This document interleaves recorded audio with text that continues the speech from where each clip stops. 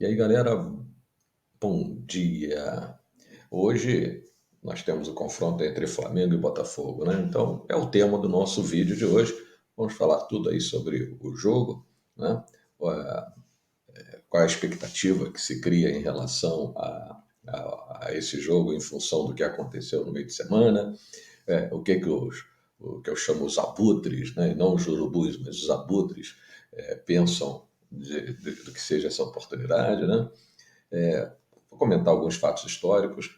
Então, antes de começarmos, eu queria pedir a vocês que deem o like, inscrevam-se no canal, compartilhem esse vídeo com todo mundo que você conhecer.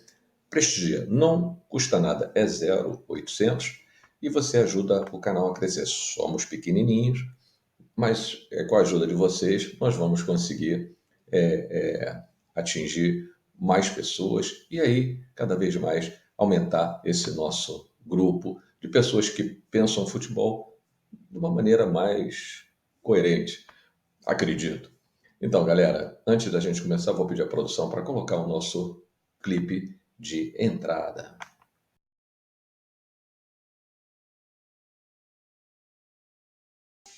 Bom, gente, o Flamengo e Botafogo é um clássico tradicional, né? Ele aí já tem 100 anos de confrontos, é, e quer dizer, o Flamengo tem, historicamente, né, o Flamengo ele tem mais vitórias do que todos os times do Rio de Janeiro, né, nos confrontos diretos, e o Botafogo não não é uma exceção. O Botafogo ele foi um osso duro de roer ali nos anos 60, 70, né? Os anos 80 já começou o declínio, mas anos 60, anos 70, o Botafogo era duro de roer, gente, entendeu? A partir dos anos 80 nós começamos a ter mais vitórias do que derrotas, mas o Botafogo sempre foi um adversário muito chato, inclusive depois, né?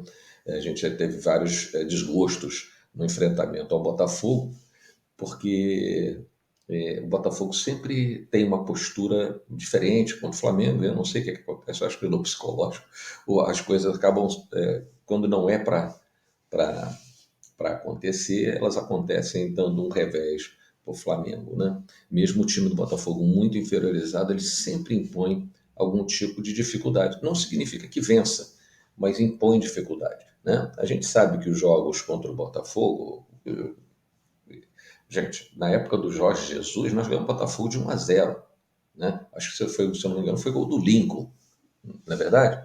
Então, o Flamengo, avassalador, que todo mundo tem na sua mente e tal, não conseguiu golear o Botafogo. Então, a gente tem que perceber essas coisas de que um clássico, ele não necessariamente é um passar de carro, né? Na equipe adversária.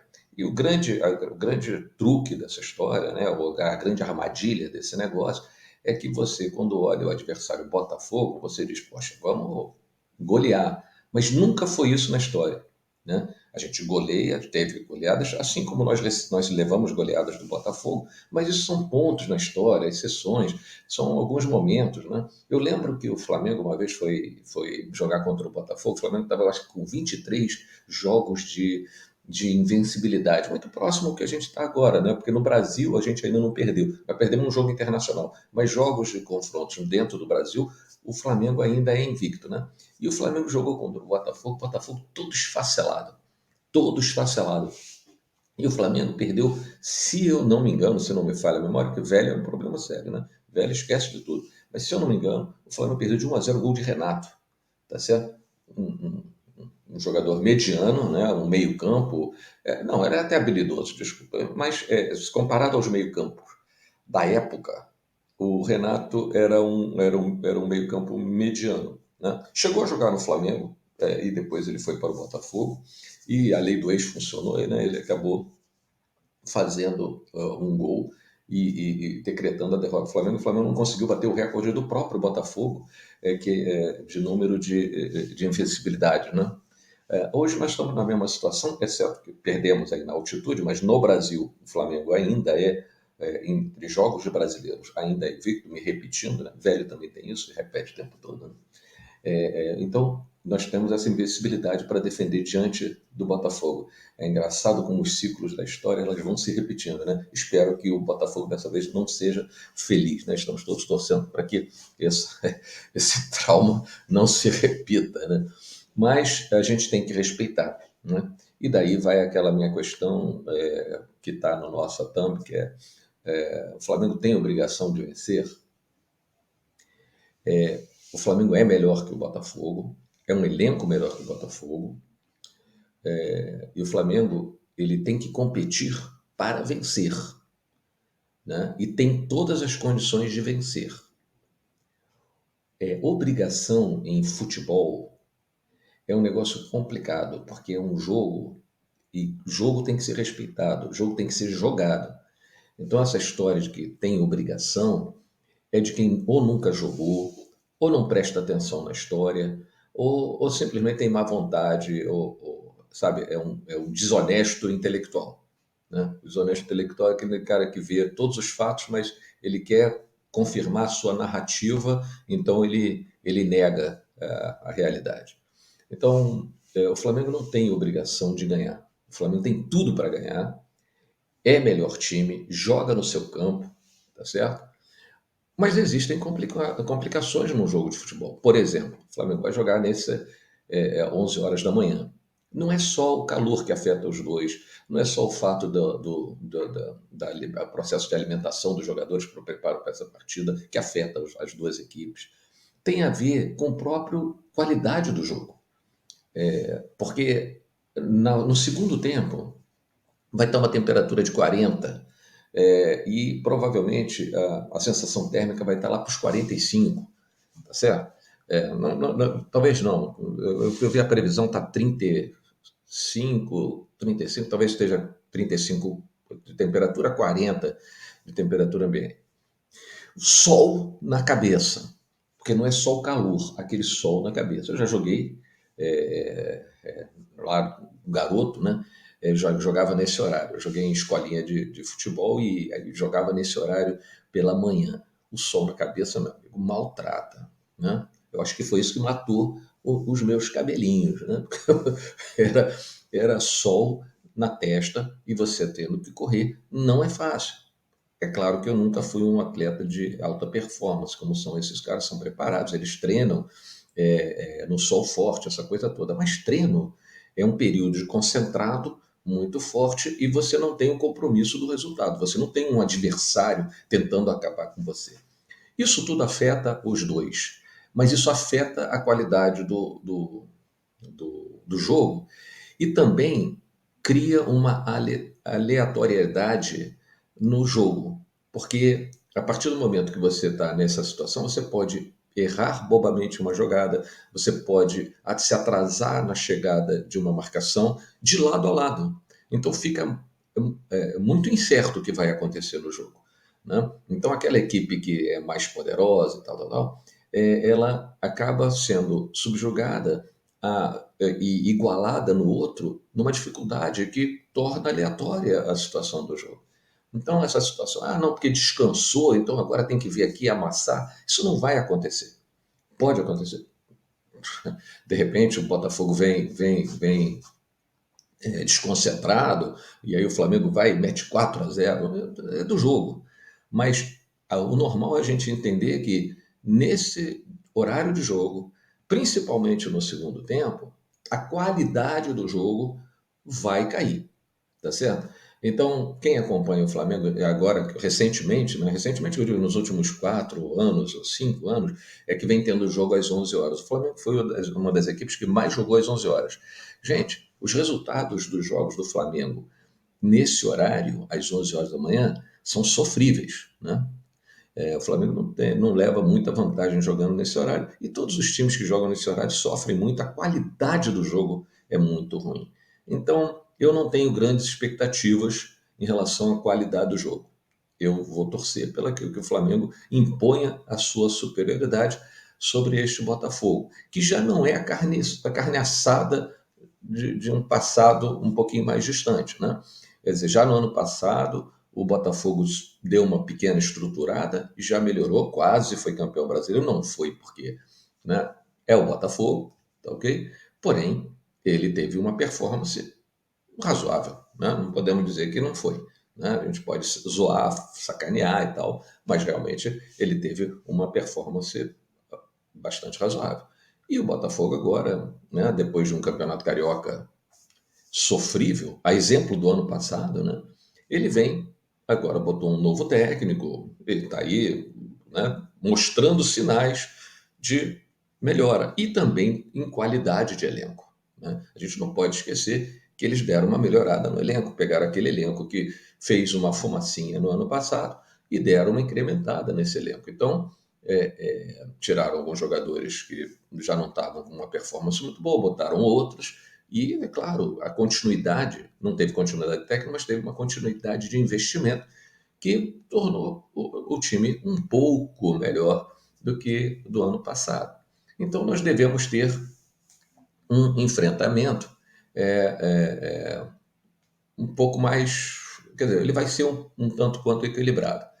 Mas o que me preocupa aqui é que a gente fica com essa expectativa de obrigação, que muita gente coloca que é obrigação, né?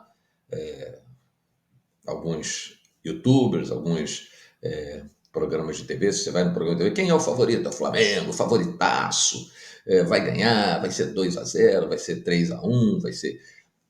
Mas não é essa a expectativa que deve ser colocada. Vai ser um jogo muito duro, porque historicamente é um jogo duro, é um clássico, então a gente tem que respeitar os clássicos. E o Flamengo terá que se superar para conseguir vencer. Mas não é porque tem que mostrar para a torcida, porque que não venceu o Bolívar, agora tem que vencer o Botafogo. Não, o Flamengo tem que superar, porque o Flamengo está buscando a liderança, que foi tomada ontem pelo Atlético Mineiro, que alcançou 8 pontos, um ponto à nossa frente, tá certo? Na vitória que eles obtiveram ontem. E agora nós temos que retomar essa ponta do campeonato. E a nossa chance é justamente na vitória sobre o Botafogo. Então, galera, eu acho que a gente tem principalmente que respeitar esse clássico, né? Agora, eu gostaria de passar para vocês, eu uso muito um site para levantar e mostrar os confrontos, né? Aí nós temos o confronto entre Flamengo e, e Botafogo, né? E a gente vê que o pretinho aqui é o Botafogo, tá certo? E o vermelho é o Flamengo, né? Então aí no gráfico aqui nós temos o número de gols marcados, o primeiro gráfico, né? O Botafogo fez 10 gols nos confrontos entre 2019 e 2024, enquanto o Flamengo fez 23 gols, né?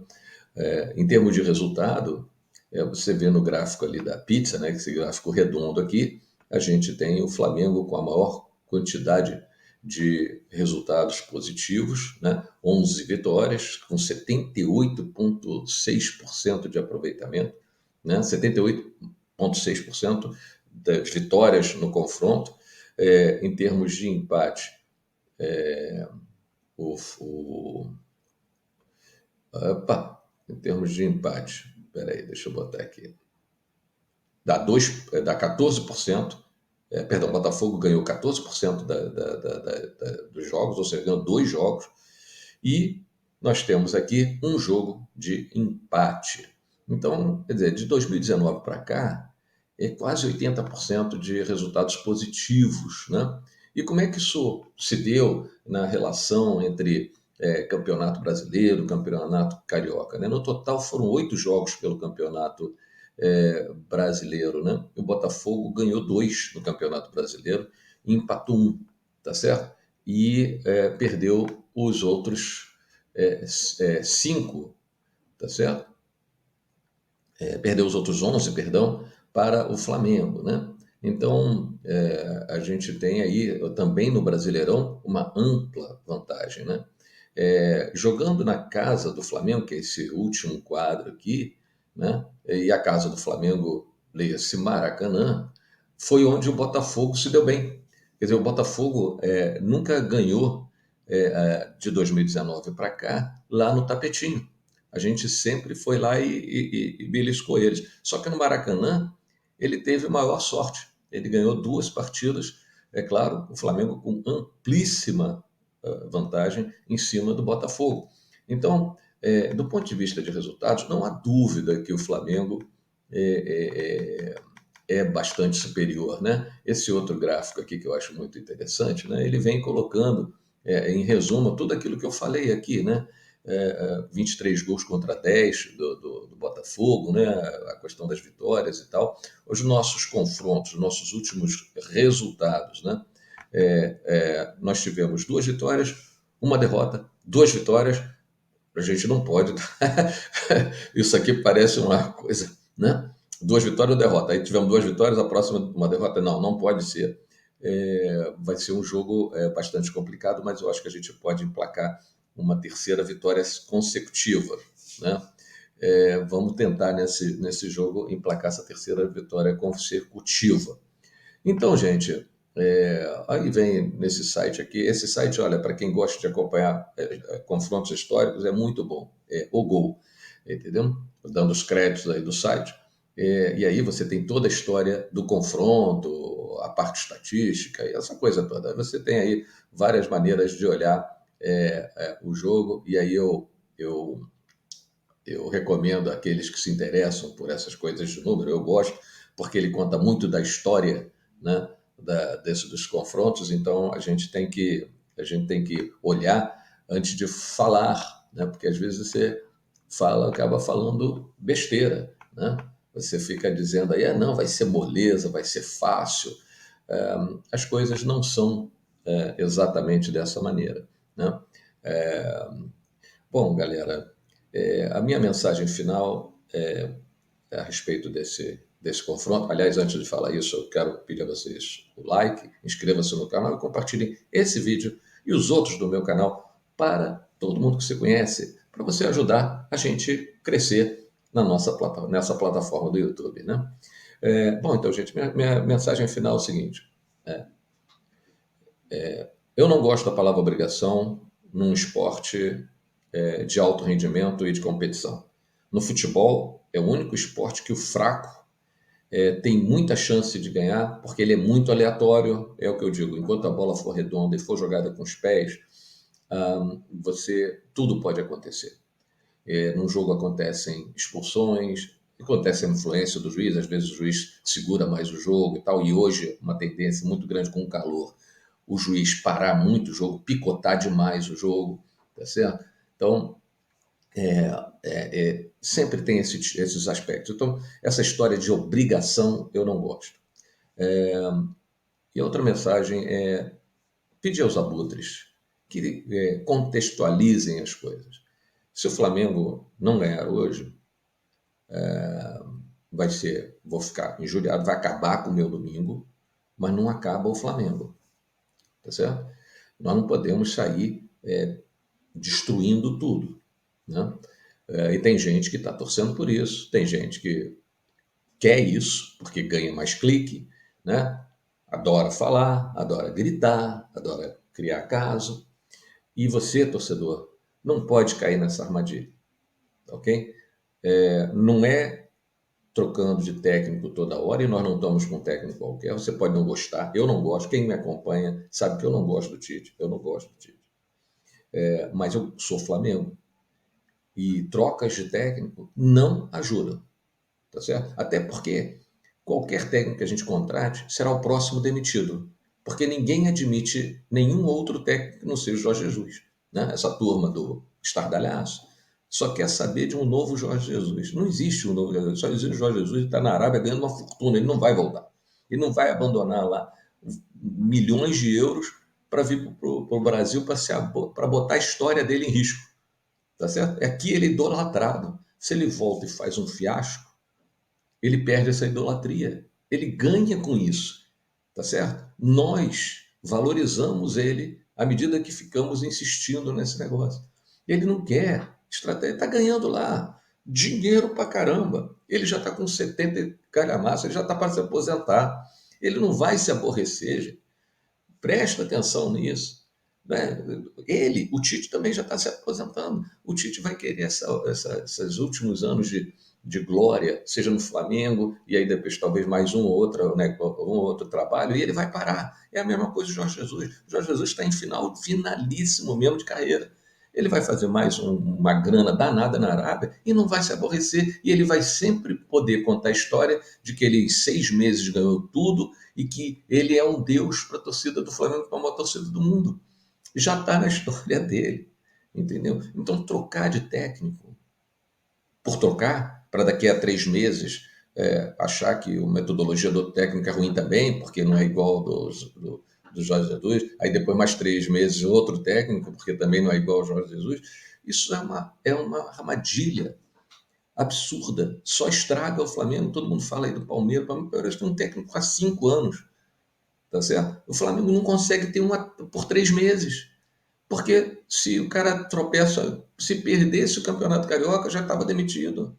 E aí hoje falam que não, o Campeonato Carioca não é importante, porque ganhou.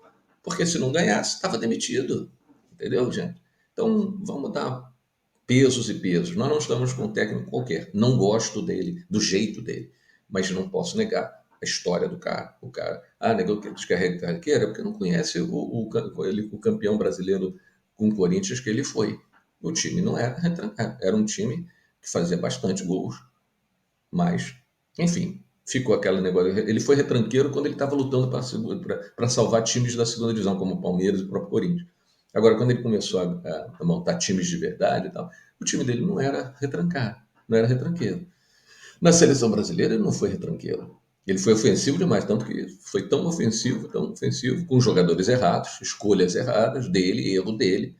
Ele acabou não conseguindo nem chegar a nenhuma